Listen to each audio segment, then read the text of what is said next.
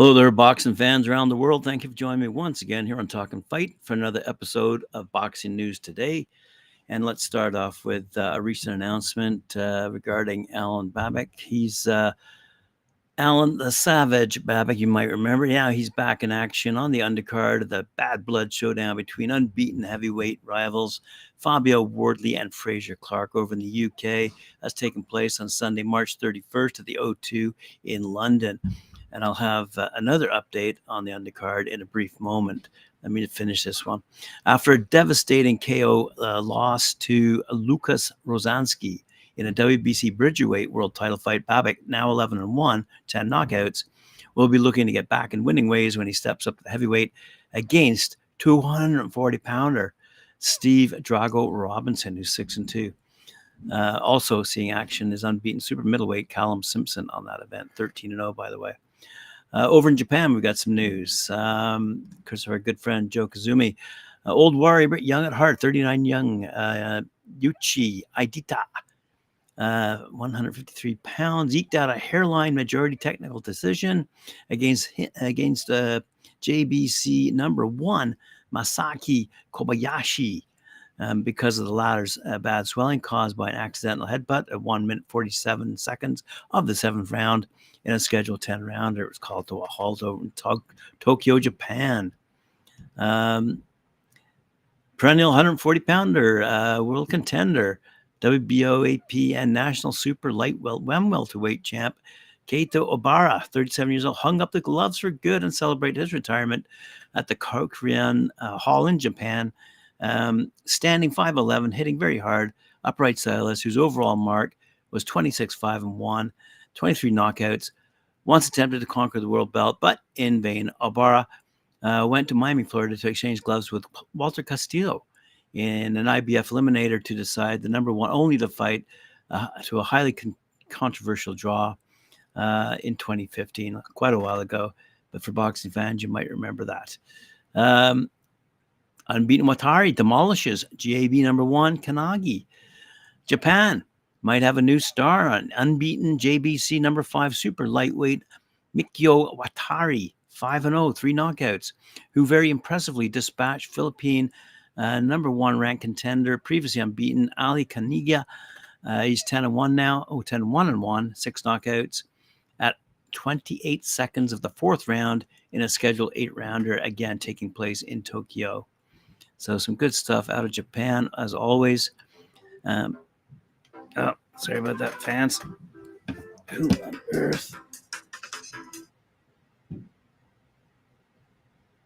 All right, let's get back to the news here. Sorry about that. Chris Mannix of DAZN sees Ryan Garcia as having a chance of dethroning WBC light welterweight champ Devin Haney if he can land one of his big power shots on April 20th.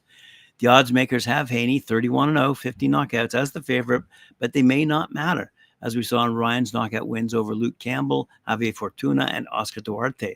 All it takes is to land one shot on the button to knock out his opponents. Haney's punch resistance is no better than those guys. So if Ryan connects with one of his big left hook shots, he can win this fight and capture Devin's WBC title. It would be a huge win for Ryan because very few people give him any chance. And I put up a little poll on YouTube. Go check it out. Let me know your opinion. Feel free to comment as usual. And also on BoxingNews24.com, story by Jeffrey Kiani. Coming up March 8th, as we know, Kingdom Arena in Riyadh, Saudi Arabia. Former 2-time heavyweight champ Anthony Joshua scheduled to square off against his former UF heavyweight champ Francis Ngannou. Wow, it's going to be a good fight. I'm really looking forward to it. Ngannou had his professional boxing debut last October, as we all know, when he faced WBC and lineal world heavyweight champ Tyson Fury in a 10-rounder non-title bout. To the surprise of many, though, Ngannou put forth a terrific performance against Fury when he even managed to drop him with a beautifully timed counter in round number 3. But at the end of 10 rounds, Fury escaped with a razor-thin split decision victory, and many observers believed that Ngannou had done enough to deserve the victory. So look out, Anthony Joshua. All righty. Speaking of heavyweight contenders, here we go. Heavyweight contender Jared Anderson, 16-0, 15 knockouts. We've been talking about this guy for a while. Will still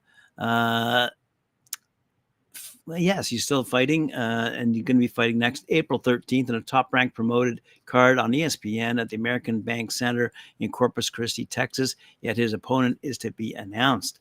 So let's have a quick look and see who we think he might be facing. Certainly not Luis Ortiz. Let's see, Andy Ruiz, maybe. I mean, Jared's been fighting quite well, so well that he really needs to go and fight someone who can give him some rounds. So let's have a look at this list.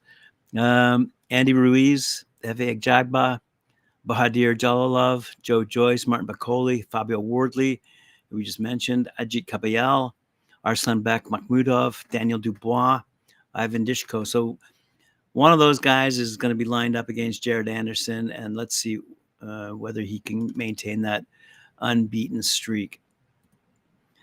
Speaking of unbeaten, let's move over to Bruce Carrington. Bruce Shushu Carrington, no stranger to Talkin Fight. Been interviewed several times by Mike Gore on his show Knuckle Up. Carrington's confidence encouraged the promising prospect to believe that he is ready for any boxing's featherweight champions in merely 10 fights into his professional career. Carrington understands, though, that he must remain patient while building his brand and taking incremental steps up the competition during this development phase. The Brooklyn native views his 10-round fight Friday night against Bernard Torres as especially important because it's the first time that he's been scheduled to appear on ESPN. The 25-year-old Carrington's prior appearances have been streamed on ESPN Plus, which draws fewer viewers than bouts broadcast on the lineal channel. Carrington, 10-0, 6 knockouts, and Torres, 18-1, 8 knockouts, will open ESPN's 3-bout broadcast as part of the Shaki Foster Abraham Nova undercard in the theater, Madison Square Garden in New York, which we mentioned the other day. Says Carrington, this is a big deal for me because it's the first time I'll be fighting on national television. Shushu said, I'll be fighting on ESPN, not ESPN Plus. I love ESPN Plus too, but it's just a thing where I can have more people see me, more people know me, because when they see me fight, they're going to love it, as we do here on Talkin Fight. I'm going to always bring a crowd-pleasing performance to every show, and I feel like with this opportunity adds a little pressure. The pressure, I think I fight the best when I have the pressure on me, so I'm really excited for February 16th, which I believe is coming up in a couple of days. So let's have a look and see how Bruce Shushu Carrington fares. Yes, here we go. Here's that other name I was going to mention earlier, but I thought I'd save it for this particular story. Courtesy of Sky Sports out of UK. Headline screams Ben Whittaker returns on the Fabio Wardley versus Fraser Clarke undercard March 31st live on Sky Sports. And why are they screaming? Because this guy is going to bring in some fans. His I don't know if you've seen it or not, but now you not only have the clips, and if you recall, I provided a YouTube highlight reel of his showboating on his last fight, which was truly incredible. But now someone else has added sound effects to it. And I believe it's on TikTok, but you'd have to Google it or whatever. It is absolutely hilarious and really well done. And, I don't really like the showboating, but boy, oh boy, it is really funny to watch. Anyway, let's have a read and see what Sky Sports says. Future boxing superstar Ben Whittaker brings his unique style to the O2 in London as the latest addition to Boxers, that's BOXXER, action-packed Bad Blood card on Sunday, March 31st, as I said, live on Sky Sports. And, we've been following Ben since his appearance in the Olympics a couple of years back. Big fans of him, but boy, this is going to be his make or break fight, if you ask me, because if he goes in there as a viral sensation with his showboating, and believe me, they are absolutely hilarious. You got to search this stuff out. Let's have a look.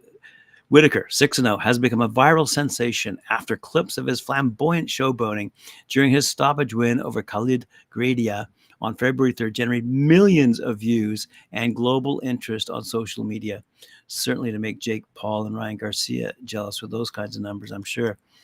Tipped for superstardom, the Tokyo Olympic silver medalist will look to capitalize on his newfound attention by delivering a show-stealing performance following his win over Gradia on the Joshua Buatsi versus Dan Aziz bill back in Wembley. The style that I do is actually just my style, he said. I'm not trying to go viral. I'm not trying to get the likes and things like that. Of course, it's a compliment, but it's just being me. It's a good response, but I've just got to keep level headed, keep my feet on the ground, and make sure I cut no corners, Whittaker told Sky Sports. Interesting you mentioned feet on the ground because if you might recall, during the Olympics, he was jumping up and down in celebration and I think sprained his foot or sprained his ankle in the process. So, yeah, if I were you, Ben, keep your feet on the ground.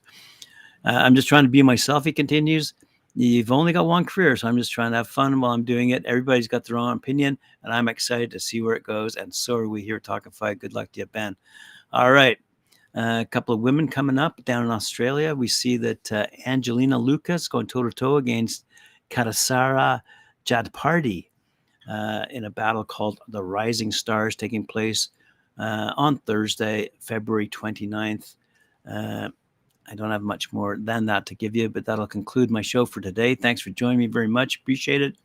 Remember to like, share, subscribe, hit that notification bell, and we'll certainly see you later on tomorrow, 11 a.m. Eastern Time here on Talkin Fight.